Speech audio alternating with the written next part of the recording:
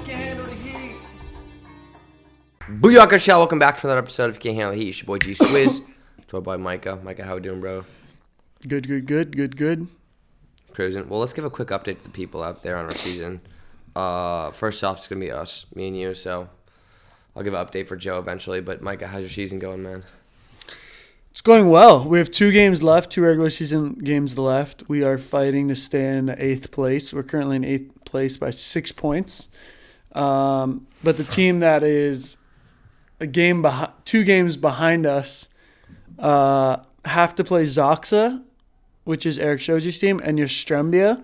But they kept pushing back the games. It's actually a lot of drama. Our club is not happy because they didn't reschedule the games they've missed because of COVID to try and let Zoxa and Ystrembia, I guess, prep for Champions League and recover from COVID or whatever the case may be. So now our playoffs, instead of being on 9th, are getting pushed back 5 days, I believe, or even longer because they have to play Zoxa after Zoxa plays in the semis against Ystrembia, and then they have to play Ystrembia. And our club's not happy because at that point, those are the last 2 games that everyone will be waiting on, and Zoxa might be locked into their position and Ystrembia might be locked into their position. In which case, because it's the day after their semi game and right before playoffs, both teams might play their backups and rest their starters, which would mean that Gdansk would have a better chance of winning and then kicking us out of the playoffs. So our club had written a letter saying that this is not fair play because they didn't reschedule the games when they had a bunch of opportunities to do so, and now because of that they might have a better chance of beating the top 2 teams in the league because they might not have to play their starters. And you think that strongly worded letter is going to do anything? It's not going to do anything, no, for sure. They've already scheduled the dates that they're going to play them. It's kind of gnarly for Zoxa and Ystrembia, though, because they play, I think, on the 9th or the 8th they play, and then on the 9th, Gdansk will play Ystrembia, and on the 10th, they'll play Zoxa. So they're going to be playing back-to-backs. And if they win either of those matches, they're no, they need to. So they're 6 points behind us and 2 games behind us. So we're going to play 2 more games. They're going to play 2 more games. Whatever the case may be, they're probably going to have to win 1 or 2 of those games to push us out. Okay. Yeah. Okay, that makes sense. It just depends on how we do and how they do in these next 2 games. If we score more points than they do in these next 2 games, then we're automatically in because we're already 2 games ahead of them. Right. And if we don't, then we're going to have to wait and see what happens. But, yeah, kind of a dicey situation. I know a lot of the guys on our team are not very happy about it. Just because those games usually, if you're playing Zoxa and Ystrembia in the middle of the season, you're trying to steal a point. Zoxa's lost 2 games. And Ystrembia's lost 2 games or matches. They lost to Belhatov and Radom. Radom, they didn't play their starters in the beginning, and they kind of got stuck trying to save the match, and they couldn't. That's the worst. And then Belhatov just served really well. And Ystrembia, I think, has lost 2 matches too, so it's really difficult to beat them. And is the club happy with you guys? Yeah, they're definitely happy with us. I don't know if I've said that before, but before the season, we were in all the press were the team that was going to get relegated and was going to be in last place and trying to stay alive and just stay in the Plus Liga. Mm-hmm. And now we're 6 points ahead of Gdansk and looking to make the playoffs, which is really, really difficult to do in the Plus Liga. So right. Everyone's really happy with the season, especially because we've had a lot of health issues, a lot, as everybody has. But we hit COVID at a really bad time in the first round, and we missed 3 games that we definitely had a high chance of competing in. The teams that we were fighting with, we missed all those games, and we just been injury plagued a little bit. But Brutal. They're happy Well, with you guys us. are here now. That's good. Well, I'm glad to hear that. Are you happy with your playing or what? Not super, but I'm also not disappointed. Just because like we're winning, so I could be playing better, but we're How finding so? ways to win. I think just my setting could be a little bit more consistent. But at the end of the day, you can't play your best game all the time. You just got to find ways to win, and we've been finding ways to win. So I'm happy with that. That's true. That's true. I always kind of, for me, I used to be a bit. I always like kind of relearn over here how I like to like the small things. You'd be like, okay, like you gotta realize that these guys are professionals you're going up against. This is not like just D1 college where you're like, okay, every pass that I touch, 90% of it to be perfect or something. Right, Like that. You know what I'm right. saying? You got guys back there just bombing serves sometimes, you know, and that's just something that I kind of had to learn as well. That like, okay, sometimes even if you're gonna, especially in my first year and everything, you're gonna get aced or whatever. So just like For kind sure. of being Less perfectionism based and more like yeah. I'm just competing and trying to win. Yeah, exactly. And I think Which is really nice. I feel like here, like there's this whole argument in the States of like, I think it's growth mindset and what's the other one? Fixed. Yeah. And fixed mindset. And I think that there's benefits to both. Yeah. Because growth mindset, you're like, I know that there's a huge push for it in the States, but then you find yourself like not competing. Yeah. You get very internal and like you find ways to beat yourself instead of like here it's very fixed. Like they don't care about anything else but winning. And it helps you. You're focusing on like finding ways to win, and it's not going to be perfect, but you remember how to compete again. Right. You know, and like growth mindset, sometimes you get stuck in the growth mindset when you're supposed to just be competing. And you find yourself like working on things in a match, and you're like, why am I working on this? Like I'm supposed to be trying to win. Right. Or like, what, you know what I mean? Like, 100%. So there's a balance. You have to be able to just turn off the growth mindset and just try and win when it matters. Dude, that's so true because also like I also realized I stopped as a setter. I don't think you can really do this as much, but as a libero, I stopped looking at like my stats, like personal. I stopped because I used to base like my value or anything like stuff off that. Mm-hmm. So I stopped doing that. And I never realized, liked looking at the stats. I think like before I used to be like, okay, you know this, and I used to be like, and I was always pretty high up in the leaderboards and whatnot and stuff, and it'd just be like, oh, if game bad, I'll be like, oh, the pet. I'll be like, what the, like, sorry, mom. I'll be like, what the fuck are you talking about, Gage? Like, who gives a shit? Like, I never used to be like that, but I think also this is what I also learned about myself, and this is something that I've really thought about a lot. And also, I haven't really given an update on my season. We're in playoffs right now. We just won our first playoff match yesterday. Oh, you did? Yeah. And if we Sick. win, yeah.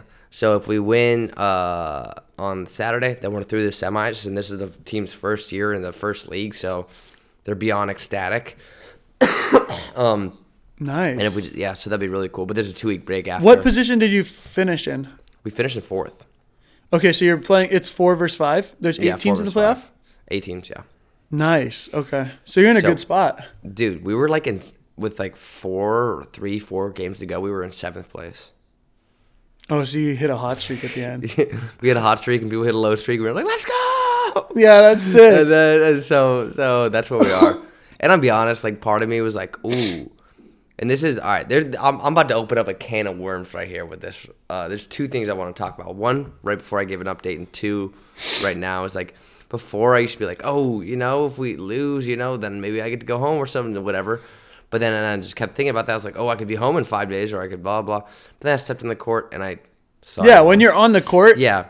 And then you're like, and I was like, what the fuck? Gage, that's like, I was like, Gage, shut the fuck up. Like there's no way you can, like, obviously, like, we're a low-key Cinderella story of things, you know, first year and all that stuff. So it's like, and then, like, this is, like, the team, although may not be the same, like, whatever, may not have same connections that I have with past teams, but this is your team, and these are your boys you've been fighting with all season. You can't just be like, oh, you know, if we lose, you know. I was like, that's not part of you. You're not a fucking loser. Like, don't go out there and just, like, think that, you know?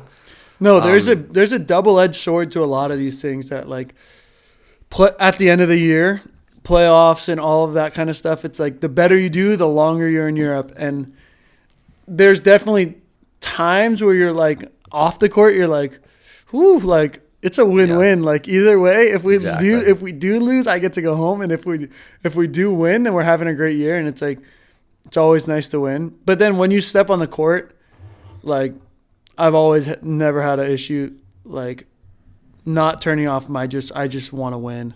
Yeah. And I've had it where on a team before, there was like 3 of us that wanted to win and the rest of the team that didn't. And we were fighting so hard to try and win. It was so funny. And we thought it was like, because we were all really good friends on the team. But on the court, like there was very specific moments where, there's like a complete split on the team of people that like really weren't trying at all and were just like ready to go home, and people that were giving their all because it was playoffs, which is pretty funny. Dude, yeah, you gotta. I mean, it's just we have a freaking 2-week break after the quarters. Like if we take care of business in here. Yeah, but why do they do that? Because the young guys have to go, and there's a lot of young guys in the league who are younger, and they have a training for the European Championships and maybe a small qualifying tournament as well. Got it. Those 2 weeks, so I'm like, you gotta be freaking kidding. And there's that young Bulgarian guy for Long Beach State. Mm-hmm. Is he on that young? Yeah, he's the best team. He's their best player. He's their best player. Yeah. Okay. But he's not coming. And I remember he's not coming back for that. And I told him at the beginning of the season, I was like, Bobby Arsetter's on the young team, and I was like, okay. It's like, Bobby, he's not coming back for that. I'm just letting you know. Like, I know college volleyball, and I know just like that's just like not gonna happen. Yeah, that's not high on their importance list. Yeah. So all right. So this is one thing I want to describe with you, or the can of worms. So, and I think we talked about last podcast, like when we did the Q&A, or no, 2 podcasts ago. I can't remember. And I talked about like comparing yourself is the worst thing that you can do. Mm-hmm. So one thing that I did is I always, like all my life, I've been fortunate enough to be like toward like better end of players and whatnot. And I always have been like praised and everything. And like, so I always knew, okay, I was good from myself and from like, I knew it, right? Mm-hmm. So then I go overseas, and then obviously you hit like a brick wall of like, you learn all this stuff at once, right? All this stuff, like, gotta do this, and then a bunch of here, and like I said, crazy yelling, crazy stories and whatnot. Yeah. And so one thing that I always used to do is I always used to be like, okay, like, oh, I would always be like, oh, but like I'm a young player, and as even like when I turned like 23, I was like, oh, I'm like getting older, so I don't have that excuse of being a young player or something like that. And like I would mentally hide behind that, like 100%, like, because I always have been the young player, you know. Right. So then I'd start like looking at other players, and I'm like, oh, they're, I don't know, like 21, 22, 20, and they're like doing this or doing this, and I used to like compare myself, and I always be like, oh, I'm like, oh, but like I'm a young player, like I'd be like scared of getting older because I'm like, oh no, like cause then I can't hide behind them. I'm like, but then you kind of think about it, and that was, I think, of a lack of confidence when I first came here. Because when I first came here, the first like couple of months were a little brutal, to be honest, but then I kind of caught my footing and whatnot, and I caught more of who I am and started playing like that. And it was just kind of just funny, just something that I kind of realized is like I kind of had a mental like that I don't know, not block, but something that I hid behind. I was like, oh, I'm just like a young player or whatnot, you know what I'm saying? Right. And that's just something that I always went back to. I was curious if you ever had something like that before. And probably not, but for me, that's just kind of what I did. Yeah, I think we all create some like, we all have some methods in our head to protect and rationalize and justify our mistakes, or you know what I mean? Like, oh, but at least like this is my first year overseas, or we're all creating these small excuses in our head.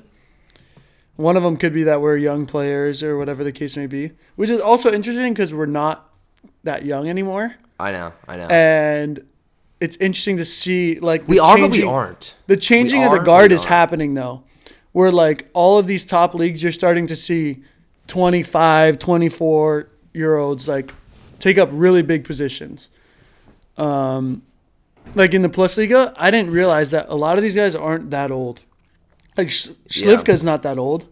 I think he's like 25, 20, maybe 26. That Zoxa team, their middle's 23. Eric, Dave are obviously on the older side. Janus, their setter, is 26 maybe. Like they're like we're starting to come into the ranks, which is also really cool to see. 100%. But I think also what's interesting, sorry to cut you off. No. Is just the path that you take as a player. It's a little bit like a full circle because when you're young, you are mentally like in the best place you're going to be. As an athlete, I think, because you're clueless and you're ignorant. And like that's like the highest level of like you can't beat that because you're like you don't even realize the problems that are to be had or the things to even think about. You're just playing. And then you gain like awareness. And I think awareness is it's really important and it allows for a lot of growth, but it also is a big cause of like mental health issues in America is actually awareness. Like ignorance, people with ignorance, they don't even have the ability to be sad about a problem because they don't realize the problem even exists and they're not busy thinking about it. And then when you have like a higher level of intelligence or not necessarily intelligence, but awareness about an issue, that's when you can become hindered by it and it actually gains power over you. And I think in my experience, that's kind of like the middle phase of your athletic career. Yeah. And then you're starting to like let that awareness be more of a tool than it is a hindrance. Yeah. And that's kind of where we're at. I don't know if you're in the same place because I shouldn't compare, but personally I think it's like a bell curve, but an opposite one. Where like you're at the beginning you're a genius. You play based off instincts. Like you're ignorant. Like you're legit. And then you start like realizing certain things and becoming aware of a lot. And you start to take a little bit of a downhill trend. And then you can start to pick yourself up again.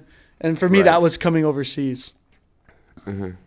And like learning a lot of these lessons you need to learn. Yeah, no, I feel like I'm more on the right. I don't feel like I've hit my footing quite as much as I want to. In certain areas, yes, but as a whole, definitely not. Because I've gotten better. Like, I'm the best player that I have been, but like, I'm not playing D1 college volleyball anymore. I'm playing on a world scale now, like world stage. So well, it's not necessarily that your level of play has to coincide with where you are mentally, you know? Yeah. But at least are you on the uptrend? Yeah, absolutely. Right. Absolutely. That's kind of what I'm thinking. And I think overseas allows you to do that a lot more than college, as we all know. If you've gone overseas, you just start figuring stuff out on your own. And because your whole life encompasses that. It's not like you got to figure stuff out on and off the court. So it's like, I also realized like the small things on, not as much off the court. There's not as much off the court, but so there are some off, like the small ticks that I do, like to help cope with like to help cope with like everything that may be going on or whatnot. And it's like what are some of them? I drag my foot a lot.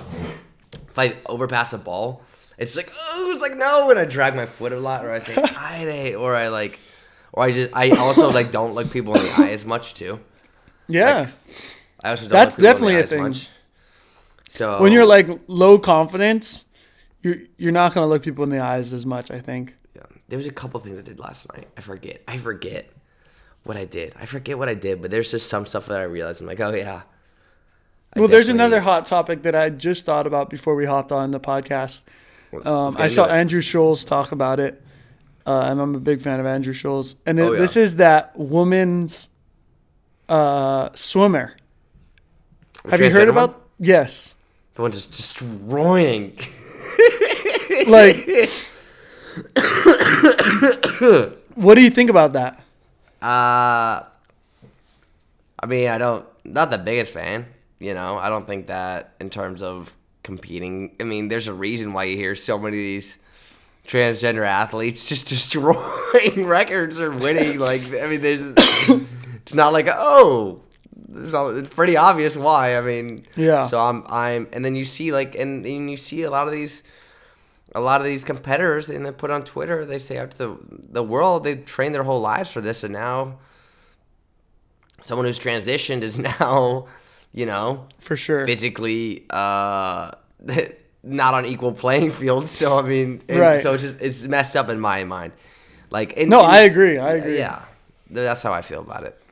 I agree. I think I've always, when I was young, I remember I used to get so upset because the intermediate basketball team for boys would practice like on this blacktop, and sometimes we'd not get the practice if it's raining or like all these different things. And the intermediate girls, for some reason, got the gym, and I was so mad. And I was like, "We need to play them for it. We need to play them for it." I love playing stuff. Oh yeah. Man, I used to get so upset. I've come a long way, obviously, but I used to get so upset. And then I remember being a male volleyball player, you're like, Title IX does not work for us, right? Title IX works against us pretty heavily. And you'd see like girls that wouldn't even make I can get into the varsity team getting full rides. And then you'd see and I get it because we are a lower level of athlete than the top male athletes. Like the top male athletes are playing American football and basketball. Right. Like those guys are just another level. But I think you could definitely do that though. But still to see like people that aren't even on their varsity team at their high school getting full rides, and guys that are top 10 in the nation like having to take out loans and stuff like that. I used to get really upset about that as well. I still do. I'm less upset about it, but I just don't like when also, I have so much to say about this, but say it. We can leave it at that. I've come a long way. I think it should be separate. I used to get like, okay, why don't we just like when women come out like in the WNBA and like Brittany Griner, who was like, I could beat DeMarcus Cousins, or like when they were talking about, I think it's Tyler Johnson, is that his name? A player for the Heat. They were like, this guy's making this amount of money, and the WNBA was all mad about it and was we could beat this guy. That just infuriates me because it's like, that's just not logical. That's just not correct. That's just not correct. And like, also, if you're not understanding how business works, like if the WNBA made money, they could pay you that money. But they can't just summon this money out of nowhere and just give you the money if no one's coming to watch the games. That's why we don't get paid as much as NBA players, because we're not LeBron James and people don't come and watch us play. And we're not complaining and saying like we should get $1 million, because we get that money has to come from someplace. Right. Like you don't just get to just say what you think you're worth and then just get it. Like, no, it's a business at the end of the day. It's a business. And if the WNBA or Plus Liga is not making that money, then you can't ask for it. Right. So that also infuriated me. Do you think that's a good question? I hear a lot of there's good money to make in volleyball, but there obviously, for example, it's just the lines. How do I put this? It's just the tiers are. Let's say if you're in NBA, NFL, everybody practice squad doesn't matter. It's gonna be making a really solid living, right? Yeah. But volleyball, you have to hit like a certain tier before you're like, okay, you're making a solid living. 100%. So it's like one of those things where it's like, I don't think volleyball players. You hear a lot of volleyball players like, oh man, like there's not a lot of money, but you don't hear them complaining that there's not that there should be more. No, not that like. I hear what you're saying. You know what I'm saying? Yeah. Because like we realize because we get it. At the end of the day, you can't be like lost in your own reality. Like you have to know the reality of things is what it is. Yeah, and we're not like, I don't want to feel like we're coming out women or anything like that or anything like we're not, but we're just like, that's basically just how we feel about things. And well, that's what I guess is another point of the swimmer is like I think we have to keep some eye on the truth and like biological things to keep them a little bit separate, because the lines are getting blurry. And not to say that that's bad and things can always change, but it is important in some aspects. Everyone just make it so there's no gender. Go out there and go. Well, that's one argument I had for Title IX. I was like, why don't we just have like one basketball team? If we want true equality and we think that men and women are like the exact same, we should just have like the UCLA volleyball team. Like not men's or women's, we could just have a volleyball team. And we'll just see who makes it. It was just, I think that we don't get as infuriated as much because we're not in college anymore. But when I was in college, I would go at it. I just go. Sometimes I just go. I just go to these games out of fury, just to random like whatever they are, just random events. Just ride by on my moped. They're like full ride. Not gonna touch the court. Not gonna see anything. Like it's just that is it's true. just seeing stuff like that, and I'd be furious. I mean, furious. And just like looking at some of these people on the rosters, I'm just like, you've got to be kidding me. There was a hilarious moment where our men's soccer team was really good and our women's soccer team was really good, and I was close with both of the teams. And the men's soccer team had lost the game, and they never like won a national championship, and I think that they were kind of supposed to. They had a lot of talent. And the women's team was like playing really well. And we were walking through Westwood, and one of the girls tells the guy, like, you guys need to do this, and you guys need to do this. Like, you guys aren't playing well and all this stuff. And the guy's like, don't ever tell me how to play soccer. And she's like, what did you say? And they had this huge argument, and he had told me that apparently the U.S. women's national team had scrimmaged like these like 14-year-old boys and lost like 6-0 or something ridiculous. And he was like, dude, this is like, it's not even close. That's like, true. It's not even close. You guys scrimmaged like guys that were in high school or middle school, and they won the World Cup and lost. And so that's true. This is not just to like destroy women's sports in any way. It's just it goes both ways. There's definitely a handful of sports that women are going to be at way better than men for sure. Which sports? Gymnastics. Ooh. Obviously they're way better at gymnastics. At certain events, for sure. Women's gymnastics. The men are maybe better for like just legit strength of stuff. Like women's gymnastics is next level. It is pretty ridiculous. There's other sports too. Yeah, that's a good point. That's a good point. But the sports that we're talking about aren't really, I'd say, aren't Olympic sports rather than big and, or I don't know. We're talking about all sports, so what do I know? But no, I get the point that you're making. Although some people may come after us now, Micah. They might be like, these guys hate women, blah, blah, blah. And let them. We'd love to have the open conversation. That's why we have the podcast. Yeah, it's definitely not that I hate women. I think that there's an important, like, reality that you have to accept. Absolutely. And then, Absolutely. That's just truth. That's true. It's not like that we're trying to be right or wrong. This is true. Because we'll take the truth over anything. Like, if you say women are better at gymnastics, and I'm like, yeah. I'm not going to just be like, no. Like, you know what I mean? Like, if you are, you are. And that's what's nice about being a men's volleyball player, is that your ego doesn't get too big because you play men's volleyball. And you can kind of just be like, we don't deserve to make what NBA players make. 100%. That's 100%. And we're not out here saying that we should. Dude, that's the thing. Like, we're on the same, like, as a lot of, like, for example, we're on the same level as WNBA. A lot of those WNBA stars, they come over here. In fact, they make... Yeah, and women's volleyball is a lot bigger than men's volleyball. And I get it. It's a little bit more entertaining with rallies, and there's a bigger, like, pull for it. Spandex, let's be honest. A lot of guys watch girls for the sexual aspect of it. That, too. And not us. That makes sense. Just saying. And I think the larger male audience. Somebody had told me that I think the women's salary is, on average, higher than men's, but I'm not positive. Yeah, well, think about it in these foreign countries, too. Yeah. And, I mean, our women's USA team is pretty ridiculous. And they did just win. They are very, very, very good, so. They're hipping now. What about our men's team? How's our men's team, Micah? That's a great question. We also I don't know have what a our big- men's team's going to look like. We're going to find out. That's true. Oh, what was I about to say? We next podcast we have a very big reveal about summer plans, reveal Team USA stuff and whatnot. But for that, we'll wrap that it right? up here. That is right. That's correct, actually. That is Oh, wow. correct.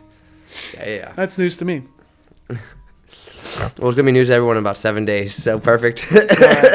We're not 7 days, but yes, no, Yeah, 8 days. 8 days. All right. Well, just want to give a quick shout out to Manscaped. Make sure you use the promo code Volleyballs all cap. Hey, there you go. And make sure shout out to Dr. Price Electrolytes. Add us some 20% off. Link in the bio. And again, if you want to support the boys, click that link in the bio for that merch and get yourself all merched up. Micah, thanks for hopping on, brother. Yes, sir. And just remember, if you can't handle the truth, if you can't handle the heat, goddamn kitchen, this has been Oh, another Jesus episode Christ. presented by Out of System.